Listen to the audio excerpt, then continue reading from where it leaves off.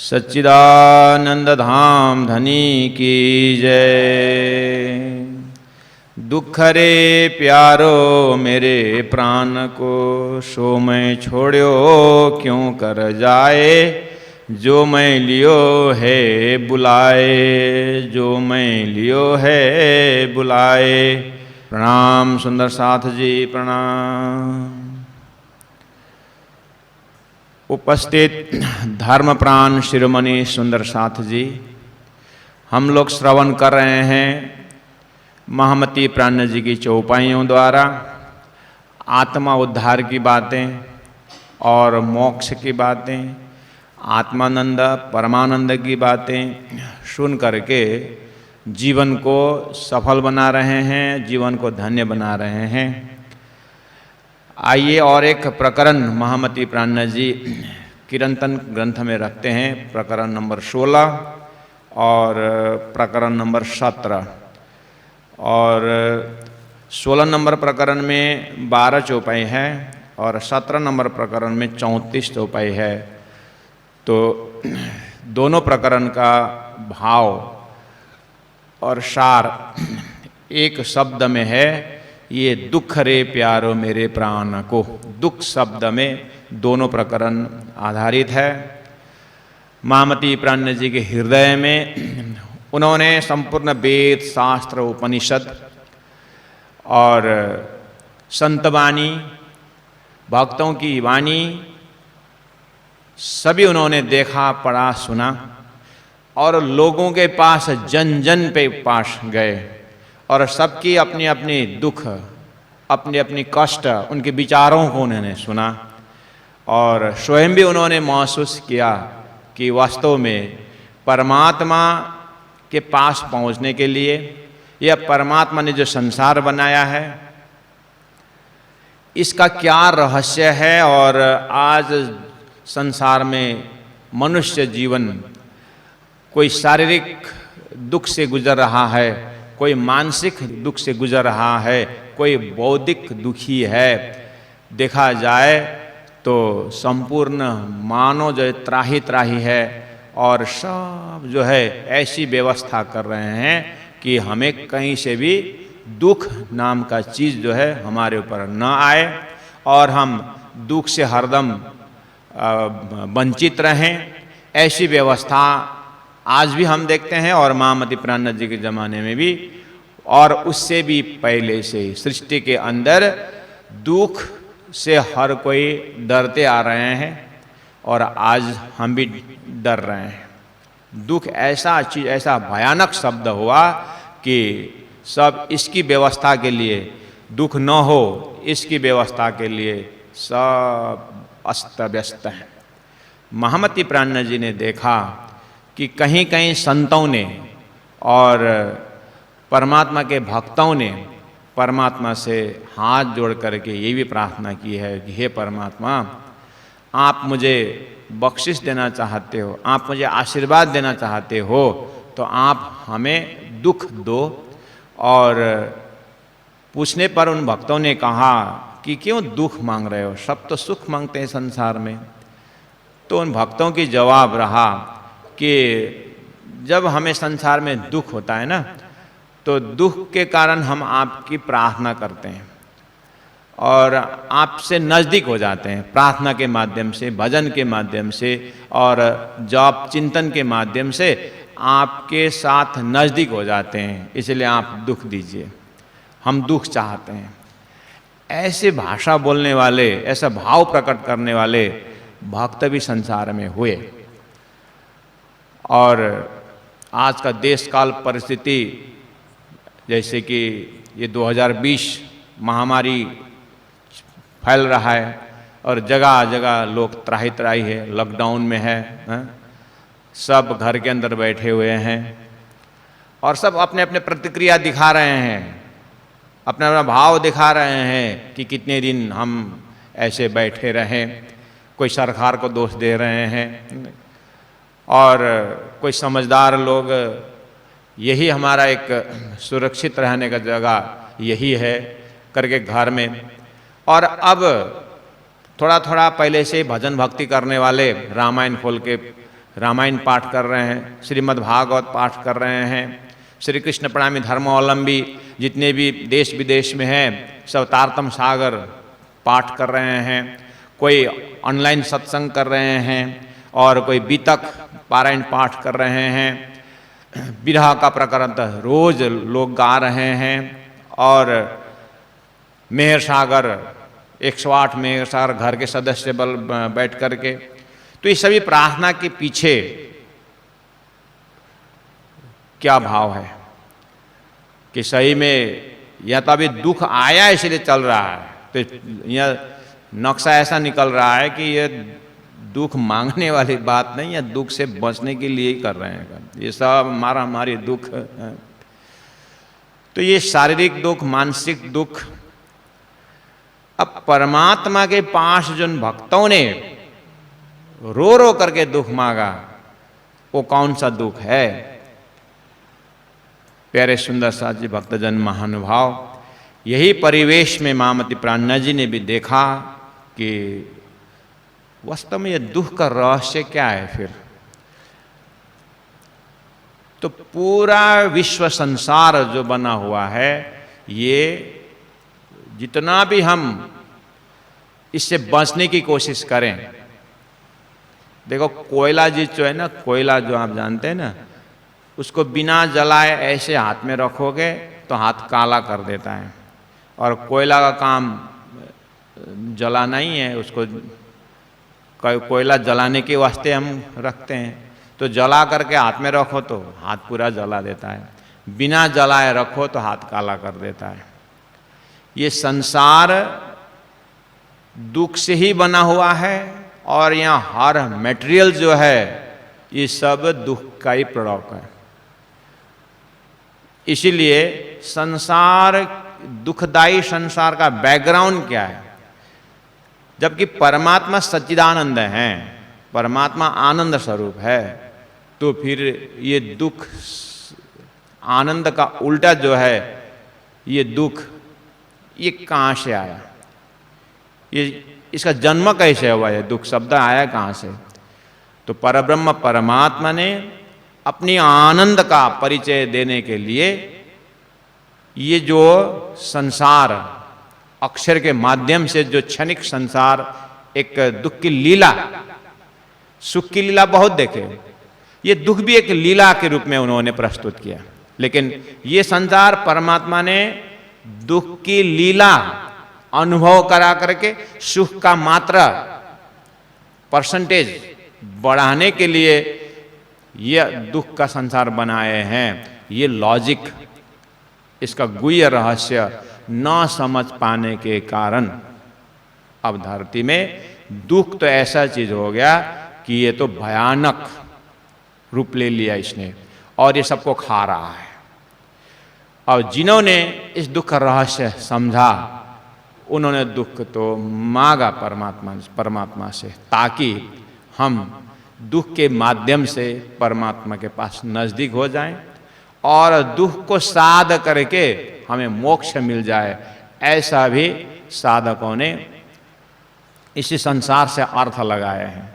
तो महामती प्राणनाथ जी इसी परिप्रेक्ष्य में उन्होंने कहा कि अरे, मैं भी कुछ समय तक संसार का सुख चाहता था, लेकिन संसार का सुख तो और संसार बढ़ाने में ही काम आ रहा है। मैं संसार से सुख चाहता हूं और परमात्मा तो देते हैं, लेकिन जो संसारी सुख चाहता है वो परमात्मा देंगे, लेकिन ये सुख और दूसरा दुख के पीछे, और क्योंकि क्षणिक सुख है और बहुत लंबा दुख मिल रहा है। इसीलिए ये संसार फैलाने वाला सुख नहीं चाहिए, मुझे ऐसा दुख दीजिए ताकि ये संसारी सुख बार बार अनुभव करना ही न पड़े। तो परमात्मा के साथ जैसे ने अर्जी चढ़ाई और बात तो तब पता चला कि ये संसार हमने मांगा ही है। अब आई बात परब्रह्म परमात्मा के साथ आत्मा के संवाद की जब बात आती है, जिसको तारतम्यानी में प्रेम संवाद कहा जाता है और कुरान में जिसके विषय में इश्क रब्द करके कहा गया है, खुदा के साथ रूहों की बातचीत, संसार में जीव के साथ ईश्वर की बातचीत। इसी तरह तारतम्य वाणी में परब्रह्म परमात्मा के साथ आत्माओं की बातचीत है, संवाद है।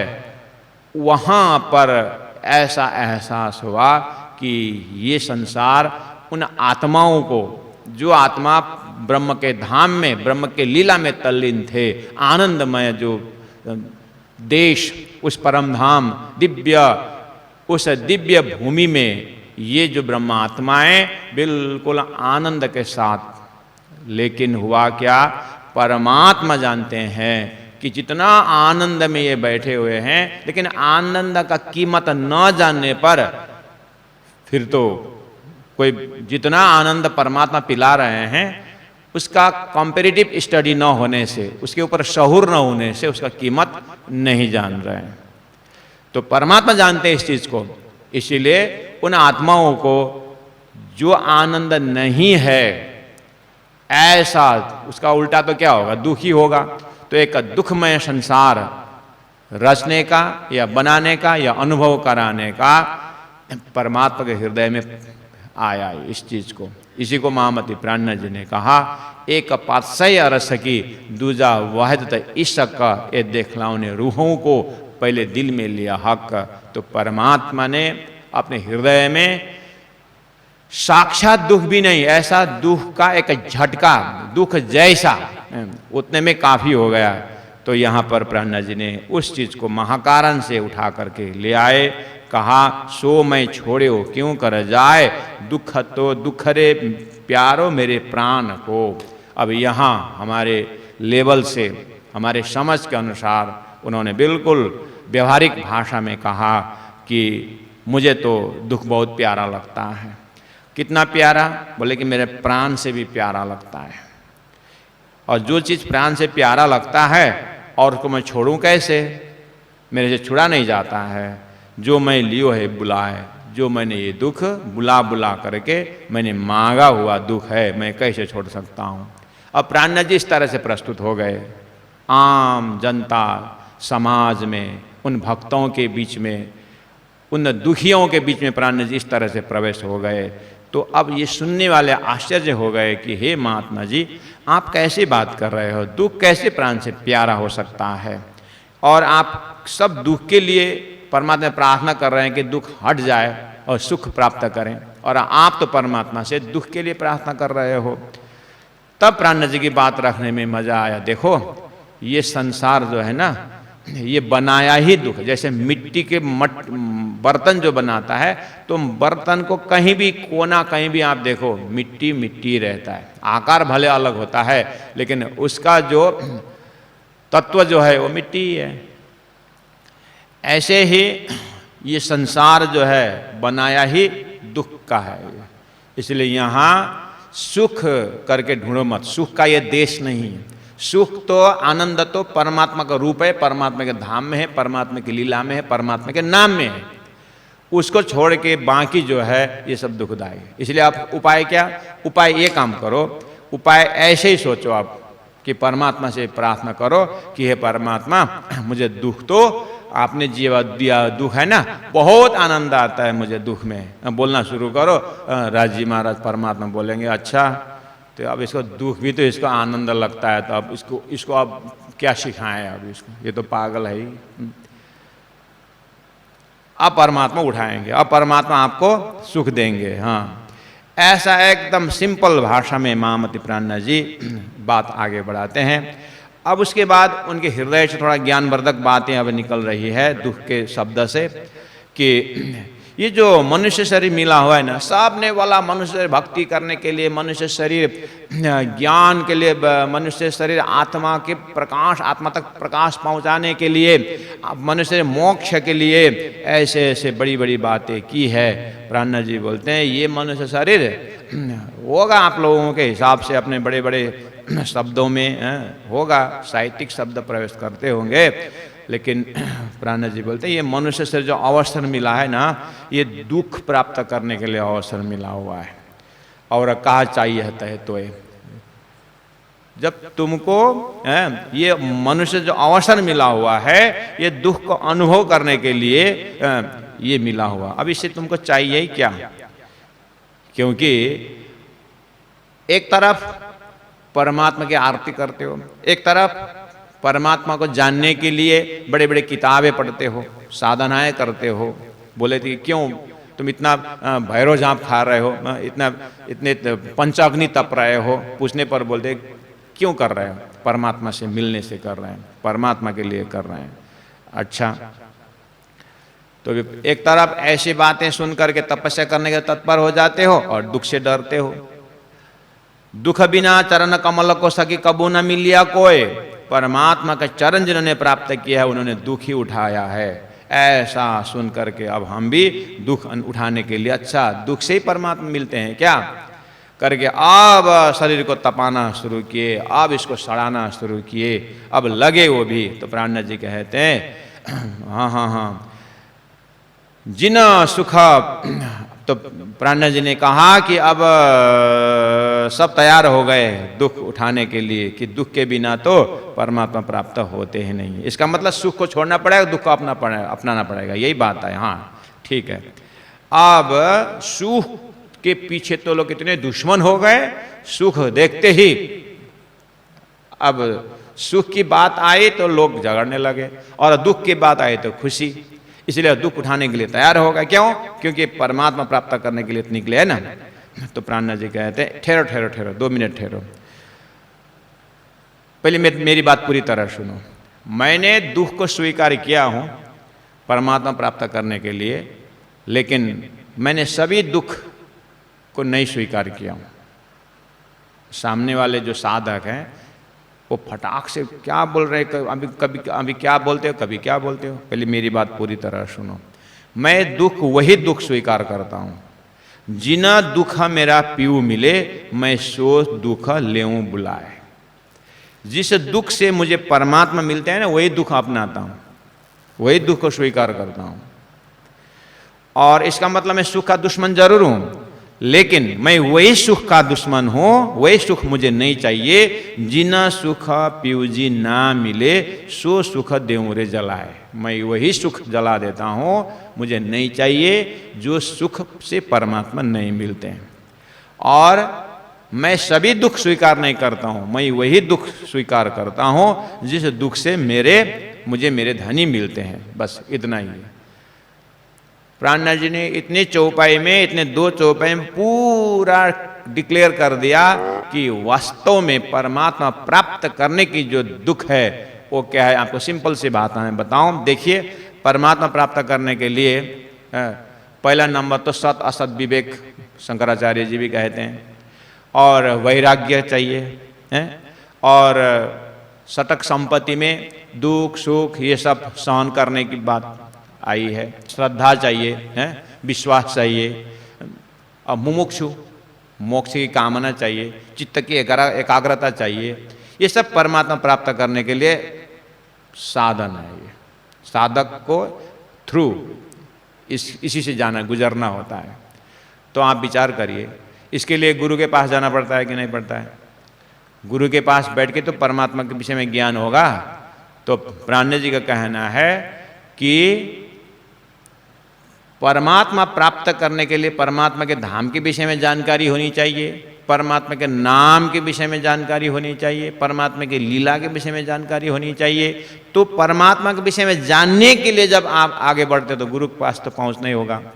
और गुरु के पास बैठते समय हो सकता है शारीरिक कष्ट भी हो सकता है और मानसिक कष्ट भी हो सकता है। ठंडी आएगी, गर्मी आएगी, साल भर लगेगा, 2 साल लगेगा, 5 साल लगेगा।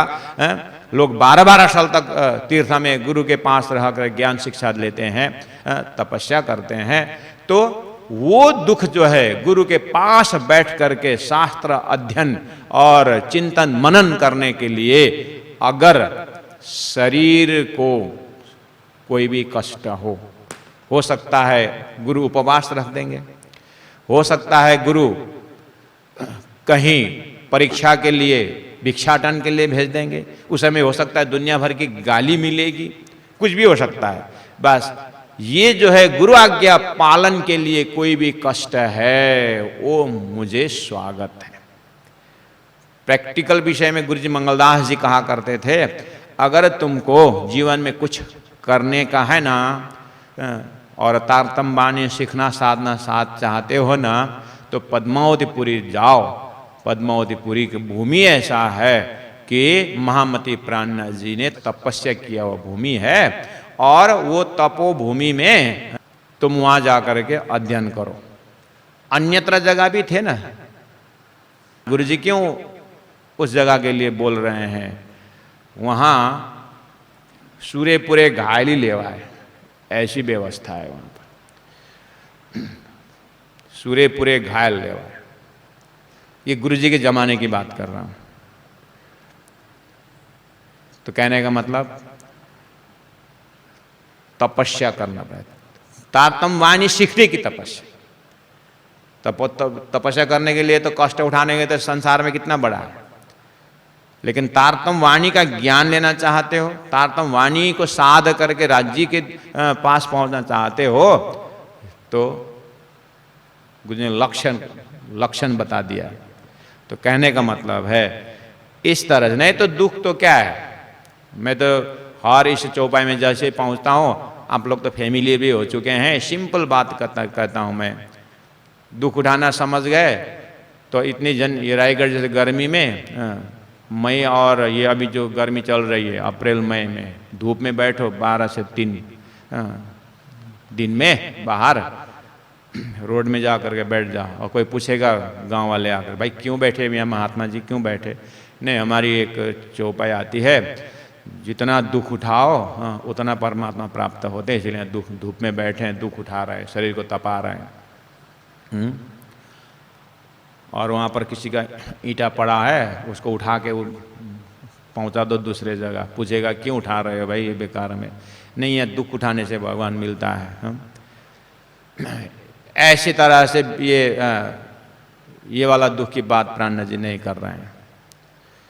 इसलिए बुद्धि लगा करके दुख उठाना पड़ेगा। दुखदायी संसार है, इर्द गिर्द दुख है। अगर दुख उठाना ही है, गुरु जी मंगलदास जी ने कहा है, अगर तुमको ये सिर जो है अग्नि में दुख में रखना ही है, तो फिर क्यों ये मोह माया संसार के दुख में लगाते हो? परमात्मा प्राप्त करने के लिए उस दुख में लगाओ। समझ में आई बात?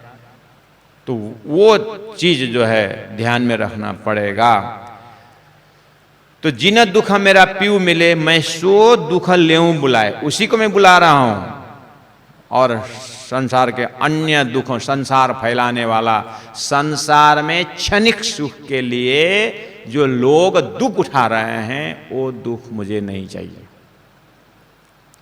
क्षणिक सुख, शारीरिक क्षणिक सुख, मानसिक क्षणिक सुख के लिए लोग जीवन गंवा रहे हैं, वो वाला दुख मुझे नहीं चाहिए। सीधी सी बात है। मैं गुरु के पास, जैसे सदगुरु के पास उन्होंने जीवन बिताया, और सदगुरु महाराज गुरु हरिदास जी के पास बैठ करके सेवा निभाए, तो ऐसा जो गुरु के पास बैठ करके या धर्म के आश्रय में रहते समय जो दुख आता है, वो तो मुझे स्वीकार्य है। किसी संस्था में रह करके धर्म का काम करना पड़े, और धर्म का काम करते समय और अपने परिश्रम एक तरफ है, और अपने जेब से पैसा जा रहा है धर्म के लिए, लेकिन उल्टा आरोप आ रहा है कि ये पैसा खाता है, मान सम्मान चाहिए इसको, ऐसे ऐसे शब्द आता है ना, हो उस समय में ये फार्मूला अप्लाई करना पड़ेगा। हाँ, मैंने जो अपने जेब का पैसा लगा करके संस्था का काम किया, अब मुझे ताना मार रहे हैं, हाँ ये ऐसा दुख तो मुझे चाहिए। हाँ, अच्छा काम करने पर दोष आना, ऐसा दुख मुझे चाहिए। बस प्रैक्टिकल बात यहाँ पहुँच जाती है लास्ट में। अब यहाँ पर कितने लोग तैयार हो जाते हैं ऐसा दुख उठाने के लिए? थोड़ा सा पैसा लगा करके और समाज के काम किए, तो हम तो कितना नाम और कितना प्रतिष्ठा चाहते हैं, वो तो सैप टैप हो गया, उसमें क्या परमात्मा प्राप्त करना है। इसलिए हमें अब सीधी सी बात है, आगे पीछे कुछ देखना नहीं है, और बस इतना फार्मूला समझने के बाद हम अपना जो भी परमात्मा स्वधर्म में देते हैं उसमें बिना सोचे निस्वार्थ भाव से लगना है।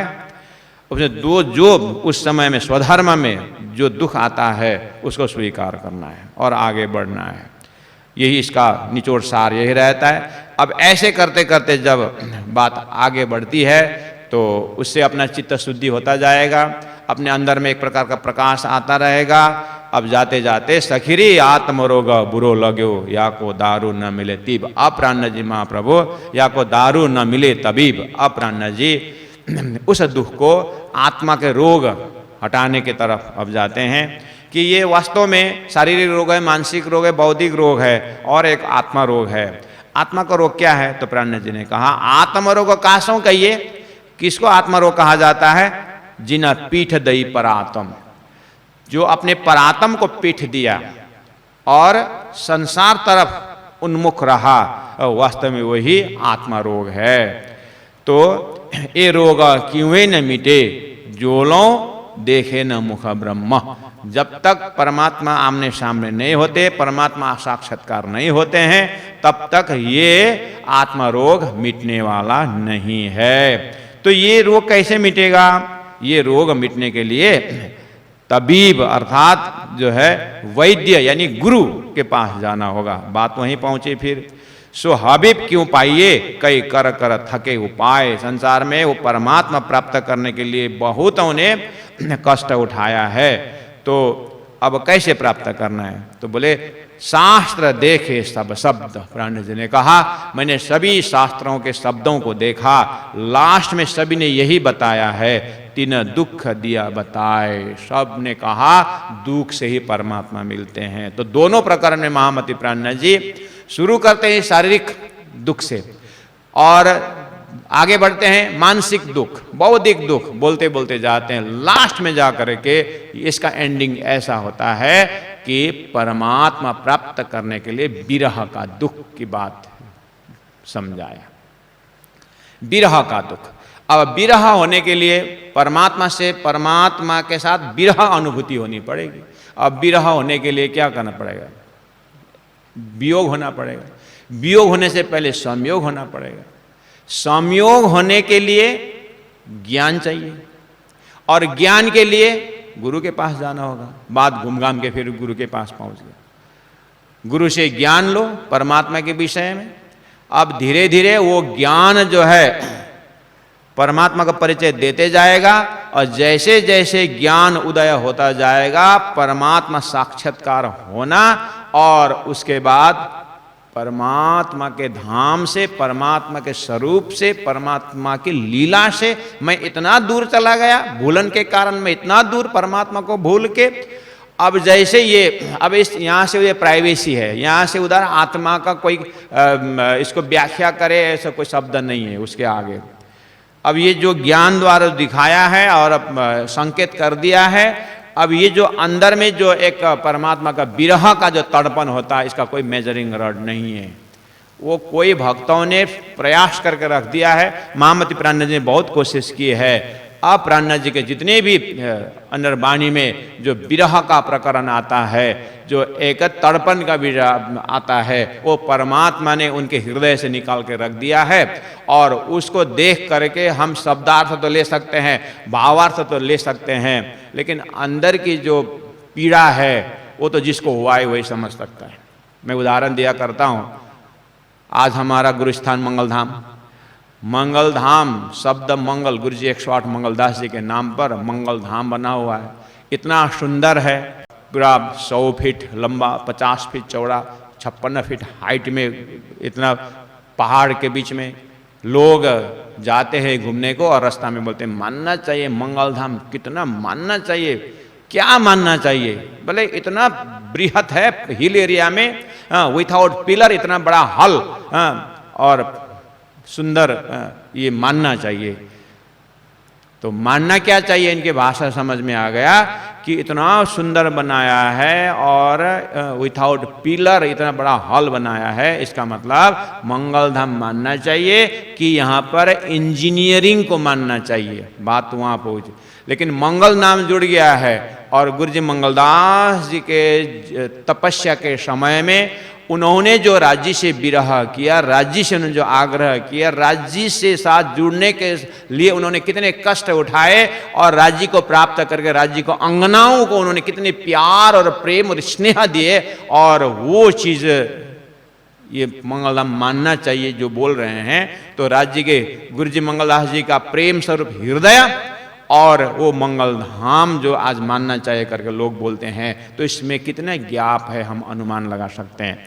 ये चीज़ समझने इस तरह से कि मंगल शब्द जुड़ करके बहुत गुरु जी मंगल धाम के जो तीर्थ स्थान है उसका महत्व बढ़ रहा है, लेकिन महत्व के साथ में जो हम अंदर से देखते हैं कि गुरु जी का हृदय और उनको जो देख करके उन बाहर कंस्ट्रक्शन देख करके लोग नाम जुड़ने पर भी जो अंदर में जो है गुरु जी का हृदय का दर्शन करना शुरुआत है वो।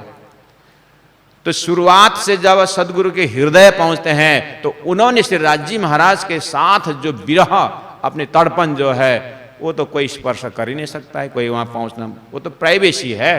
बस इस तरह से महामती प्राणनाथ जी ये दोनों प्रकरण से हमें वहां तक पहुंचने के आग्रह कर रहे हैं कि उठते बैठते दुख चाहिए, यूं पीयूषों होइए सन्मुख, रात दिन दुख लीजिए, खाते पीते दुख। अब बात आई कि दुख बिना न होवे जागन, ये कौन सा दुख है, ये सब जो है धनी जगाए। अब ये सब दुख जो है जब समझते जाएंगे अंदर, स्टार्टिंग तो स्थूल लेवल से शुरू हुआ है, लेकिन सूक्ष्म अति सूक्ष्म में पहुंचते पहुंचते दिव्य परम धाम से जैसे अपना परात्म स्वरूप दिखाई देता है, और परात्म स्वरूप से शूरता संसार में खेल में आकर के आया सो आए, इधर भूल गए हैं। जैसे कोई सिनेमा देखने गए और वहीं घर बना के बैठ जाए, घर वापस गए नहीं, तो उसको कैसे बुद्धि कहें। ऐसे ही अपने आप को देखते हैं कि कहाँ खेल देखने के लिए आए थे, खेल खेलने लगे, राज्य को भूल गए। बस ये भाषा से जब तड़पन शुरू हो जाता है, बस इसके आगे तो पर्सनल यात्रा है। अब ऐसी आत्मा को दुख खाना दुख पीवना संसार में रहने भर का है, लेकिन राज्य का विरह इतना सताता है कि अब वो इनको खाया खाए जैसा भी नहीं है। अब सब संसार अग्नि की तरह दिखने लगेगा, और यहाँ प्रेम का विरह का अग्नि जब प्रकट हो जाएगा फिर देखना होगा कि अब परमात्मा का दर्शन जो है अब इसी दुख के शब्द से ही परमात्मा प्राप्त होंगे। मैं तो चाया सुख को पर धनी मुझ पर मेहर करी मेहर, पर धनी की मुझ पर मेहर, ताथे दुख फेर फेर लिया। अब कहते हैं ऐसी आत्मा क्या बोलने लगी कि मैं भी अज्ञान में संसार का सुख चाहता था, लेकिन धनी ने इतनी कृपा की मेरे ऊपर इतने मेहर किया उन्होंने कि उन्हें दुख फिर बार बार उन्होंने दुख दिया। अब सुख लागत है जहर, अब ये संसार का सुख तो जहर जैसा लगता है। अब तो परमात्मा श्री राज जी के जो विरह में जो दुख है, अब वो विरह का दुख तो धनी का, अब तो परम धाम भी मुझे नहीं चाहिए। क्यों? परम धाम साक्षात्कार हो गया है। बस जब तक ये शरीर है, इस शरीर से, ये पंच तत्व का जो शरीर है, इस शरीर से धनी अगर नजदीक में देखना है तो धनी का विरह ही ऐसा चीज है जो मुझे प्रत्यक्ष कराता है। तो इन दुनिया में चाह कर दुख न लिया कि न समझने के कारण किसी ने भी ये दुख लेने को चाहा नहीं, लेकिन जो परमात्मा की कृपा जब होती है, परमात्मा की कृपा जब समझ खुल जाती है, तब तो फिर दुख को ही लेना चाहते। जब परमात्मा का दुख, परमात्मा से दुख चाहने की जब बात आई प्यारे सुंदर साथ जी, मामूली सी बात संसार में भी बहुत बड़ा समस्या का समाधान हो जाता है कि कहीं शारीरिक कष्ट क्यों न, मानसिक कष्ट क्यों न, एक फॉर्मूला दिमाग में ले लिया कि परमात्मा से मांगा हुआ दुख है, मांगा हुआ दुख धनी ने दे दिया, करने पर भी बहुत सहन शक्ति मिल जाता है। रास्ता वही स्टार्टिंग पॉइंट है, लेकिन अंततोगत्वा परमात्मा के साथ सान्निध्यता का जब अनुभूति होती है, उसके बाद जब विरह जो ये अंतिम में जाकर के दुख का विरह ही सार है। इसीलिए सुंदर साथ जी पहला नंबर तो अब ये जो चौपाइयों को देख करके महामती प्राणनाथ जी के उनकी जो जीवनी को थोड़ा समझ करके सदगुरु की सेवा के लिए लगे थे। अपने हाथ की कमाई से वो मैं सदगुरु की सेवा करूं, सुंदर साथ की सेवा करूं करके कमाने लगे और सब सुंदर साथ को बुला करके सदगुरु के वार्षिक तिथि मान करके अब भंडारा दे करके सेवा कर रहे थे तो जेल जाना पड़ा। साल भर वहाँ रोते रहे और साल भर रोने पर जब हृदय में पीड़ा, जब विरह जब प्रकट हुआ तो तारतम्य अवतरण होना शुरू हो गया।